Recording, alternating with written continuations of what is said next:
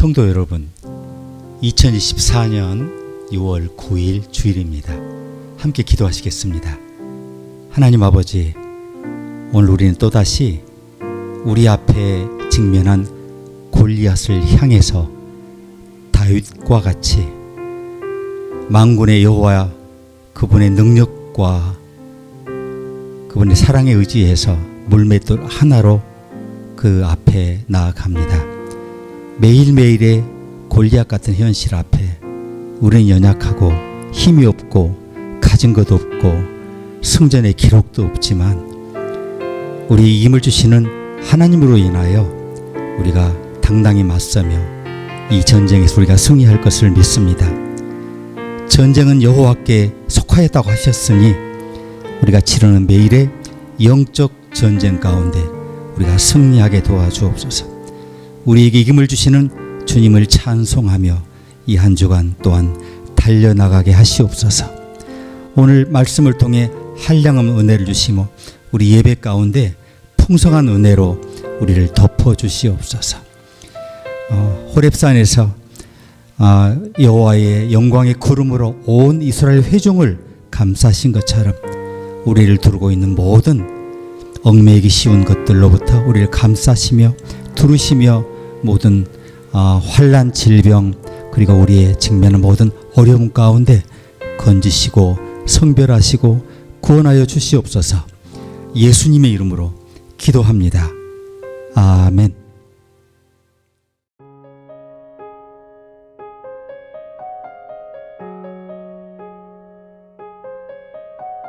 우리가 사방으로 우겨쌈을 당하여도 쌓이지 아니하며 답답한 일을 당하여도 낙심하지 아니하며 핍박을 받아도 버림받지 아니하며 거꾸러뜨림을 당하여도 망하지 아니하고 우리가 항상 예수 죽인 것을 몸에 짊어짐은 예수의 생명도 우리 몸에 나타내게 하려 함이라.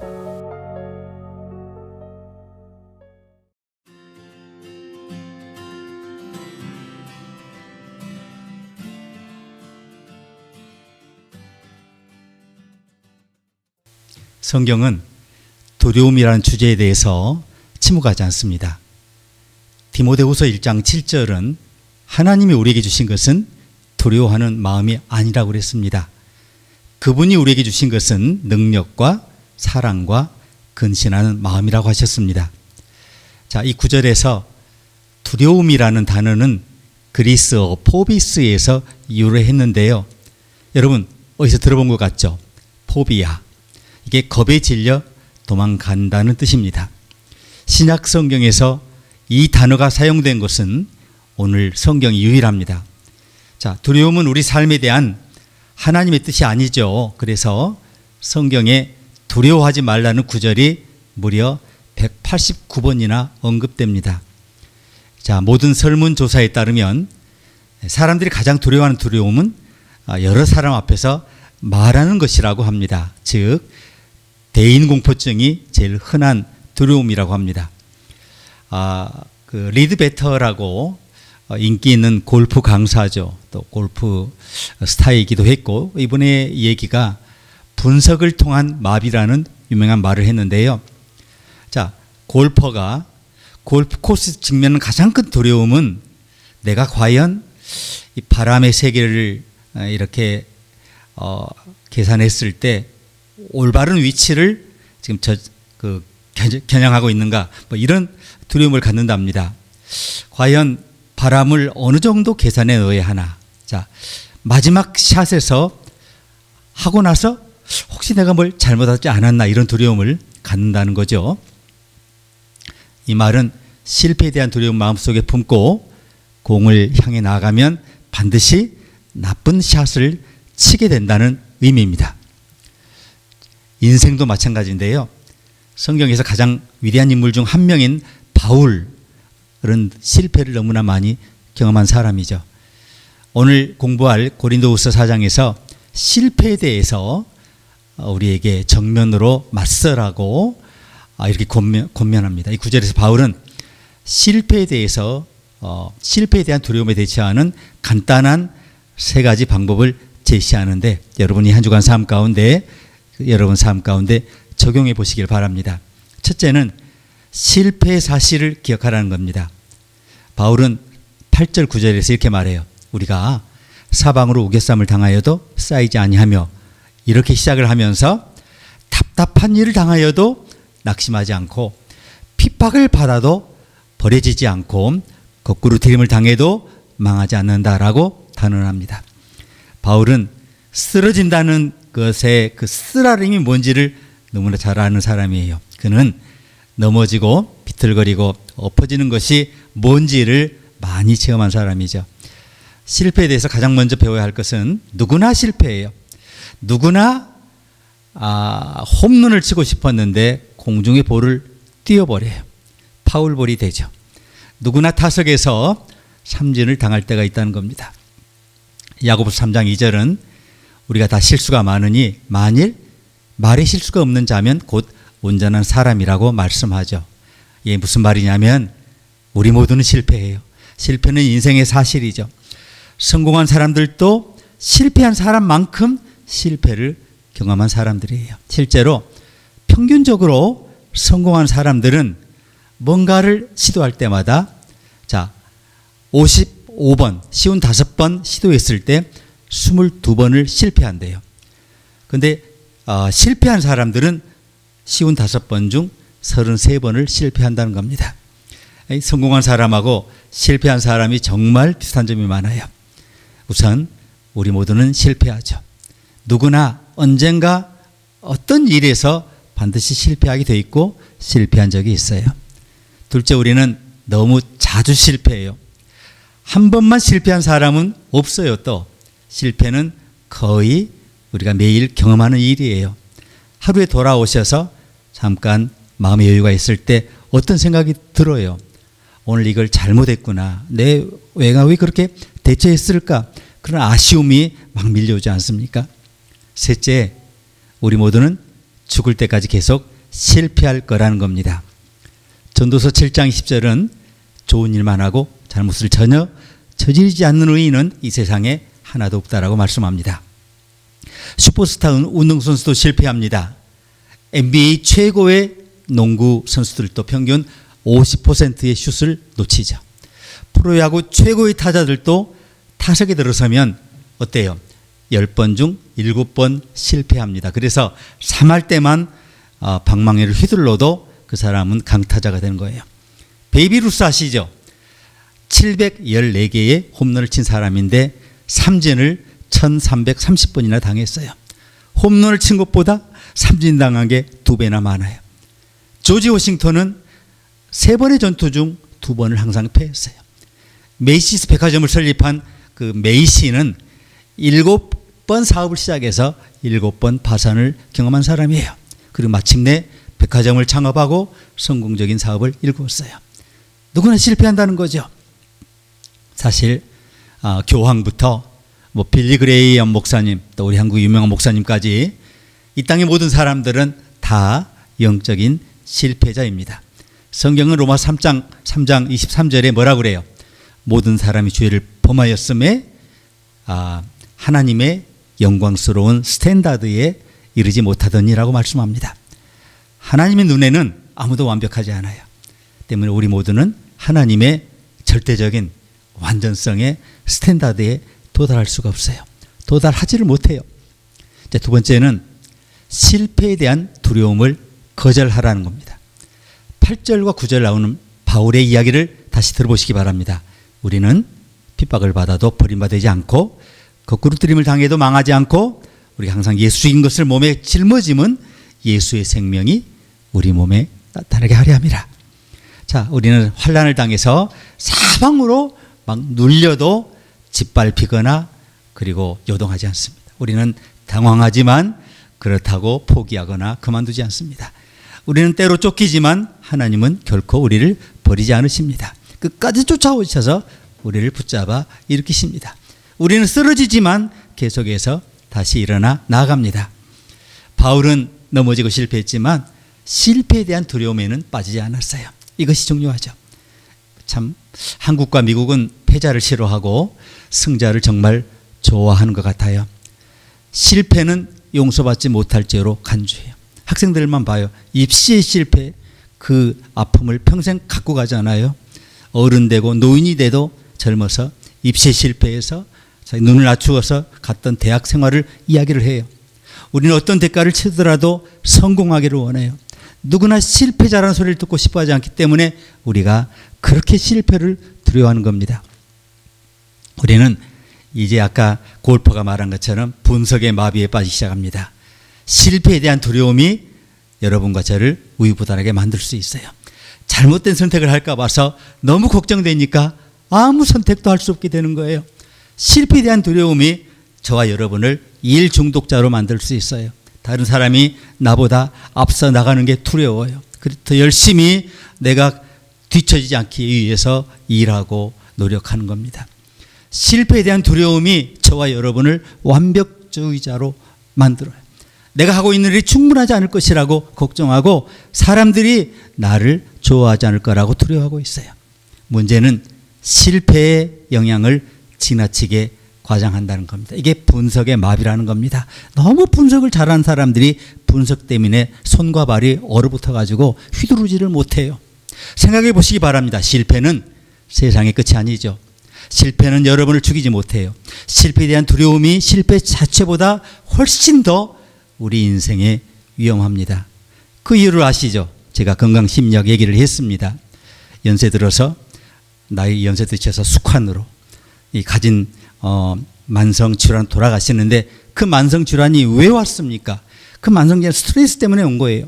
스트레스 때문에 코피졸이라고 하는 독성 화학 그 물질 우리 몸에서 호르몬이죠 나와서 우리 심장과 혈관을 마비시키는 거예요.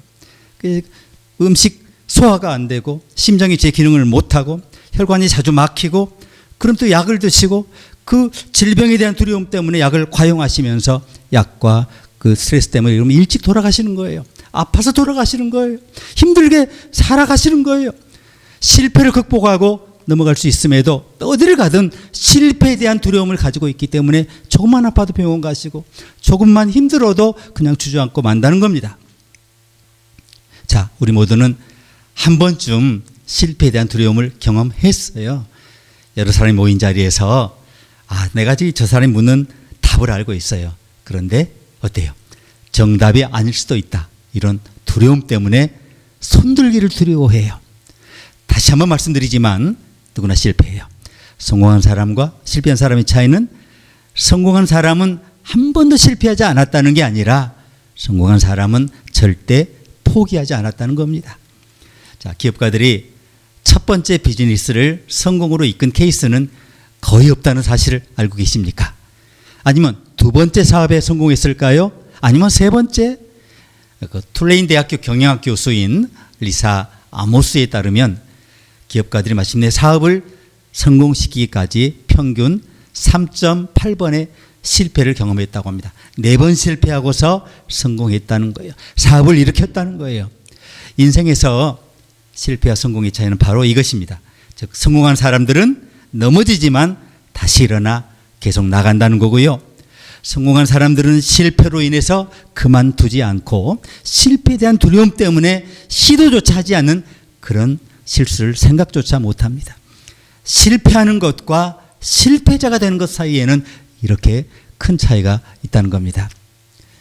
여러분, 그만두기까지는 여러분 결코 실패자가 아닙니다. 포기하기 전까지는 여러분은 결코 루저가 아닙니다. 실패는요, 꿈을 이루지 못하는 게 아니라 꿈을 꾸지 못하는 거예요. 꿈을 계속 이어가지 못하는 거예요. 실패는 삶의 방식이 아니라 삶의 사실이에요. 실패는 쓰러지는 것이 아니라 다시 일어나기를 거부하는 거예요. 생각해 보세요. 자전거 타는 법을 어떻게 배웠습니까? 기억나십니까? 타다가 넘어졌죠. 무릎 다치셨을 거예요. 그렇지만 마침내 여러분 자전거를 탈 줄 알아요. 어떻게? 타다가 넘어졌지만 계속 일어나 탔기 때문에 자전거를 타실 수 있게 된 겁니다. 처음 무언가를 시도했다가 실패했다고 포기하면 아무것도 여러분 성공할 수가 없어요. 오늘 본문 가르침 세 번째는 실패 직면에서도 기뻐하기입니다. 자, 바울이 자신의 생각을 어떻게 마무리하는지를 들어보시기 바랍니다. 16절에서 18절까지인데 그러므로 우리가 낙심하지 아니하노니 겉사람은 후패하나 우리의 속은 날로 새롭도다. 우리의 잠시 받는 환난에 경한 것이 지극히 크고 영원한 영광에 중한 것을 우리에게 이루려 함이니 우리의 돌아보는 것은 보이는 것이 아니요 보이지 않는 것이니 보이는 것은 잠깐이요 보이지 않는 것은 영원함이니라. 아멘. 자, 우리는 결코 포기하지 않습니다. 우리 몸은 점차 죽어가고 있습니다. 그러나 우리 자신은 날마다 더 강해지고 있어요. 이 작은 고난, 실패는 우리의 고난, 실패를 아무것도 아닌 것처럼 보이게 할 영원한 영광을 위해 여러분과 저를 준비시키고 있어요. 보이는 것은 영원한 게 아니에요. 보이지 않는 게 영원합니다. 그렇기 때문에 우리는 보이지 않는 것을 마음에 두고 우리가 계속해서 일어나 달려가는 겁니다. 자, 바울이 여기서 무슨 말을 하고 있는지 보셨죠? 바울은 실패를 바라보며 기뻐합니다. 그 이유는 하나님께서 자신을 지금 원하는 모습으로 만들어 가시기 때문에 하나님이 사용하신 도구가 실패라는 것을 이해했기 때문에 그래요. 실패는 일시적이라는 것을 알았기 때문에 그가 그렇게도 기뻐하는 겁니다. 하나님께서 우리 인생에게 주신 가장 위대한 교육 도구 중 하나는 실패라는 사실을 알고 계셨습니까? 실수는 여러분과 저와 여러분을 가르치기 위한 거예요. 실수를 통해 무엇이 안 되는지 알아낼 수 있고 결국 안 되는 것을 알아내면 무엇이 되는지를 알아내고 우리는 일어서게 되는 겁니다.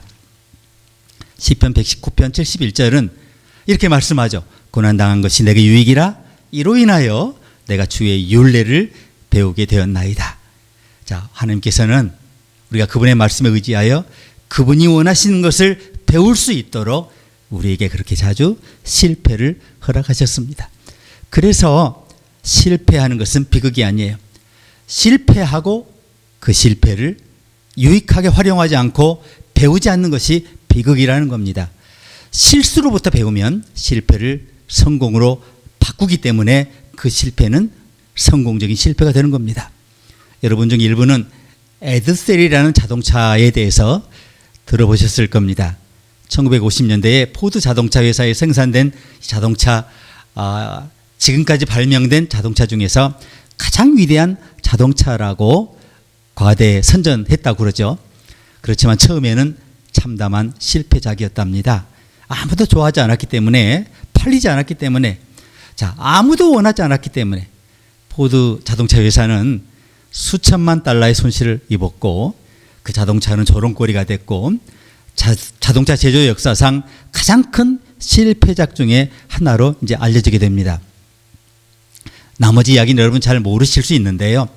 포드는 그 에드셀을 포기하지 않았습니다. 에드셀을 설계한 그 기술자들은 에드셀의 개발과 연구를 통해 배운 기술을 그 다음 포드 머스탱을 생산하는 데 사용을 해가지고 자, 그 머스탱이 뭡니까? 포드 사상 최고의 베스트셀러, 한때 미국에서 가장 수익성이 높은 자동차를 만드는 기반이 됐다는 거예요. 자, 엔지니어들은 이 머스탱에서 배운 것을 바탕으로 그 다음 뭘 만들어요? 토러스를 생산해요. 토러스는 몇 년 동안 아주 거의 10년 이상 미국에서 가장 많이 팔린 차 중에 하나가 된 거예요. 토러스는 뭐의 손자입니까? 에드셀의 손자예요. 실패를 통해 하나님은 다른 방법으로 결코 배울 수 없는 것을 배울 수 있는 기회를 주십니다. 실패의 자유는 성장의 자유를 의미해요. 그래서 부모는 자녀의 실패를 두려워하시면 안 됩니다. 항상 자녀가 이기는 것만을 박수친다면 그 자녀에게 해를 끼치는 겁니다. 자, 현실 세계는 결코 그런 식으로 돌아가지 리가 없습니다. 단판 승부에서 이기는 법은 거의 없어요. 자, 그래서 하나님께서 실패를 통해 우리에게 가르쳐 주시는 교훈 중 하나는 겸손입니다. 생각해 보세요. 만약 인생에서 한 번도 실패한 적이 없고 만지는 것이 다 족저금이 되고 하는 게임마다 이기고 하는 일마다 상상 성공한다면 그 사람이 얼마나 살기 힘들었을지 여러분 상상이 되십니까? 하나님은 우리를 겸손하게 만드시기 위해서 실패가 여러분과 저의 삶에 들어오도록 허락하십니다. 이것이 바로 크리스찬이 된다는 것의 위대한 점이에요. 그리스도인의 삶은 실패가 아니라 자유의 삶입니다. 그것은 은혜의 삶입니다. 크리스찬도 비크리스찬과 마찬가지로 실패해요. 하나님은 우리 모든 인생의 실패를 통해서 일하십니다. 하나님은 우리의 실패를 통해 일하시고 더 높이 도약하게 만드십니다. 오늘 여러분을 괴롭히는 실패는 뭡니까? 결혼에 실패한 적이 있습니까? 재정적 실패가 있습니까? 경력에 실패했습니까? 도덕적으로 실패했습니까? 우리 모두는 언젠가 넘어진 적이 있어요. 여러분이 넘어졌더라도 실패했더라도 우리에게 복음이 있습니다. 자, 골로새서 2장 14절에 보시면 우리를 거스르고 우리를 대적하는 의문에 쓴 정서를 도말하여 하시고 제하여 버리사 십자가에 못 박으셨다고 말씀합니다. 하나님은 우리가 지키지 못한 모든 규칙, 나열된 우리의 모든 빚을 취소하셨어요. 지불하셨어요. 그분은 규칙이 적힌 기록을 다 없애버리셨어요. 그리고 십자가에 못 박으셨어요. 예수 그리스도께서 여러분을 위해 십자가에 죽으셨을 때 여러분이 지금까지 저질렀거나 저지를 모든 실패에 대한 대가를 치르시고 의문의 정서를 도말하셨습니다. 그게 무슨 뜻인 줄 아시죠? 인생에서 두려워해야 할 실패는 하나밖에 없다는 거예요. 이 실패를 제외한 다른 어떤 실패도 두려워할 필요가 없어요. 이 실패를 두려워해야 돼요. 히브리서 12장 15절은 이렇게 말씀하죠. 너희는 돌아보아 하나님의 은혜에 이르지 못하는 자가 있는가 두려워하라고 말씀합니다. 두려워하라고 말씀하는 게 있어요. 그것은 결코 회복할 수 없는 단 하나의 실패입니다. 자, 실패에 대한 두려움 때문에 하나님과의 관계를 맺지 못하는 사람들이 있습니까? 혹시 오늘 이 예배에 참여하고 계십니까? 자, 오늘 그렇다면 이 자리에서 그리스도를 영접해야 하지만 나는 예수님이 원하신 대로 살지 못할 것이 분명해. 그러니까 내가 예수님께 내 삶을 온전히 맡길 필요가 없어. 이렇게 생각하는 분이 계십니까? 기독교는 우리가 하나님의 기준에 맞춰 사는 게 아니고요. 기독교는 하나님의 아들이 내 안에 살도록 우리가 허락하는 겁니다. 그리고 하나님 결코 실패하지 않으시기 때문에 저와 여러분도 실패할 수 없습니다. 자, 전쟁은 여호와께 속했고 모든 이김을 주신 분 하나님이시기 때문에 우리가 무엇을 계획할지라도 우리에게 이김을 주시는 분은 하나님입니다. 아무리 군사와 마병을 많이 준비해도 그 전쟁에서 승리하게 하시는 것은 하나님밖에 없는 거예요. 하나님의 능력이라야만이 승리하는 거예요. 이김을 주시는 하나님이세요. 그러므로 하나님의 은혜는 어떤 실패도 극복하도록 우리에게 우리의 모든 상황에 모든 시간에 힘과 능력이 된다는 것을 믿고 고백하고 의지하고 찬송하시길 바랍니다. 사랑하는 여러분, 그러므로 오늘 두려워하지 마세요. 그러나 하나님의 은혜를 받는 그 일에는 결코 실패하지 마시기를 주의 이름으로 축복합니다. 함께 기도하시겠습니다. 하나님 아버지, 단 하나의 우리가 마주해야 할 실패, 그것에 대해서 가르쳐 주시니 감사합니다. 은혜에 실패하지 않게 도와주옵소서. 그리스도를 내 마음에 영접하는 일에 실패하지 않게 하시옵소서. 그 나머지 그 어떤 것도 우리가 결코 실패를 두려워하지 않고 그 실패를 통해 일하시는 하나님의 손을 굳게 붙잡고 오늘 주님이 내 안에 계심으로 시작된 이 영생의 삶을 계속 하나님 부활의 동산에 오르며 영원한 저 세상 가기까지 지속될 수 있도록 우리의 모든 순간에 함께 하시며 축복하시며 힘과 능력을 공급하여 주시옵소서. 예수님의 이름으로 기도합니다. 아멘.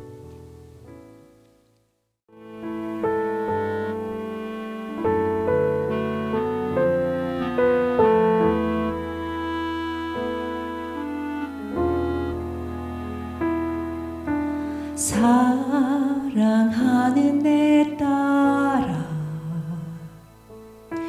너의 자금도 내게 귀하다. 너와 함께 걸어가는 모든 시간이 내게 힘이라. 사랑하는 아들아,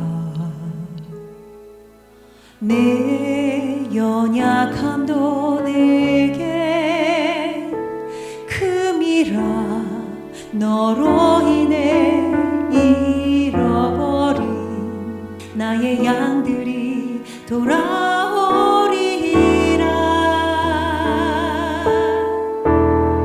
조금 느린 듯해도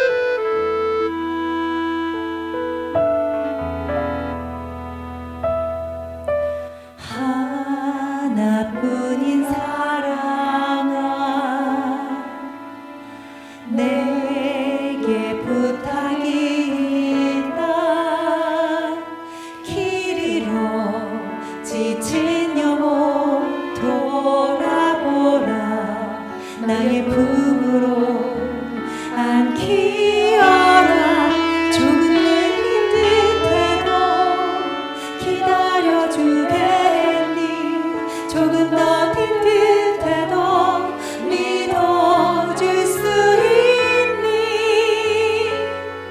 네가 가는 그 길 절대 헛되지 않으니. 나와 함께 가자. 앞이 보이지 않아도 나아가주겠니. 이해되지 않아도 사랑해주겠니. 너의 눈물의 기도 잊지 않고 있으니. 너의 열심으로 이루리라. 내게 그 땅을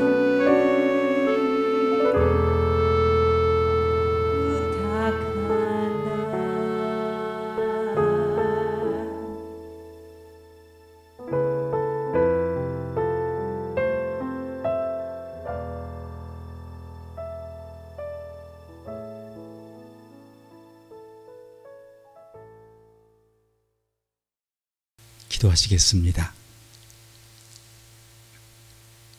지금은 우리의 모든 실수와 죄와 허물을 위해 십자가에 자기 몸을 매달리시고 모든 빚의 정서를 도말하시고 소각하시고 옮기시고 기억조차 하지 않으시는 예수 그리스도의 크신 은혜와 이 하나밖에 없는 독생자를 보내시고 우리에게 한량한 은혜를 베풀어 주신 하나님의 놀라우신 사랑과 성령의 내주 교통 충만하심이 오늘 우리 앞에 직면한 모든 도전 가운데 결코 두려움에 붙잡히지 않고 이김을 주시는 주님을 바라보며 부활의 동산에 매일 오르며 영원한 영생을 향해 계속해서 진군하기로 다짐하는 주의 자녀 주의 종들에게 이제와 영원히 함께 계시기를 간절히 축원하옵나이다.